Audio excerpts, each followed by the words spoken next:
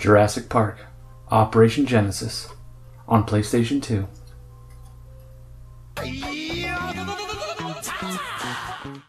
Jurassic Park, Operation Genesis. It's a theme park game based on Jurassic Park. Instead of roller coasters, you have dinosaurs. Instead of rides, you have viewing stations. The park employs scientists to gather DNA and research new park attractions. Sounds like a unique idea, right? Well, it is. But like other theme park games, the progression is slow. You start the game by designing an island. Procedural generation fun. The former website for this game bragged about this feature, as every time you play, your island will be different. Once this is done, you are dumped onto your island with some cash and a menu to dig through. What do you do first? Get your dig team out there looking for new DNA? Or do you start working on your park layout? There's an email feature that has characters from the movie offering you advice as the game goes along. What would you recommend in this situation? And if you follow it, you'll be up and running pretty quick. Well, if it weren't for the confusing build blueprints, it's hard to tell which way to face things the first time you play, so you'll either end up destroying and rebuilding a lot, or just starting over after a while, as money is the big slowdown in this game. So back to the Dino DNA. This is a cool feature of the game. You have dig teams working out in the field to bring in bones and amber. You can hire more teams and pick new places around the world for them to dig. It's a fun feature until it just stops.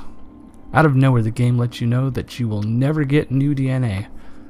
On the plus side, sometimes instead of finding dinosaur bits, you'll find precious metals or stones that can be sold for a little boost in cash. Did I mention this game is slow? Here's a dramatic reenactment of how slow this game is. We'll just let this play down here in the corner. So we have dinosaurs and an island. Now we need to work on the park aspect. We need to build paths, attractions, food stalls, bathrooms, and anything that can help us make more money. On that note, you can charge money to use the bathrooms. Not a whole lot of strategy here. Build a path along the dinosaur enclosure so guests can see in. Don't forget to add feeding stations. Herbivores get this device that chucks bales of hay around randomly, and the carnivores get the goat elevator. To continue in the theme park playstyle, we also need to have janitorial staff wandering around and picking up after these filthy tourists. That's it. Now that you have everything set up, you wait. You can research new attractions and vaccines for the dinosaurs, but you'll mostly just be waiting for money and dealing with the occasional problems like a broken fence or a storm. And this is where it gets frustrating. After about an hour, you've pretty much done everything and are just killing time until the next thing is unlocked. So what do you do when you get bored in a dinosaur park?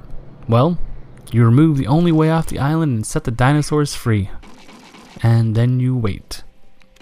Rather than continue to be sarcastic about this game, I'll just tell you it's boring. I'm sure in the heyday of theme park games, this one stood out a little bit, but seriously, in an hour you will have done just about everything interesting this game has to offer. I will tell you what is interesting about the game though, the price. This game originally sold for $24.99 and now sells for almost $65. On price charting, it's the 32nd most valuable listing for PlayStation 2. So this brings up the question, what makes the game more valuable?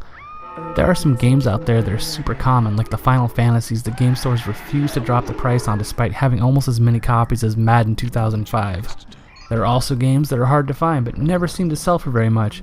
I've been looking for a copy of Myst for the original PlayStation for a long time. It's only a $15 game, but I never run into it at used game stores. I always assume the game prices are what they are because of online resellers manipulating the market.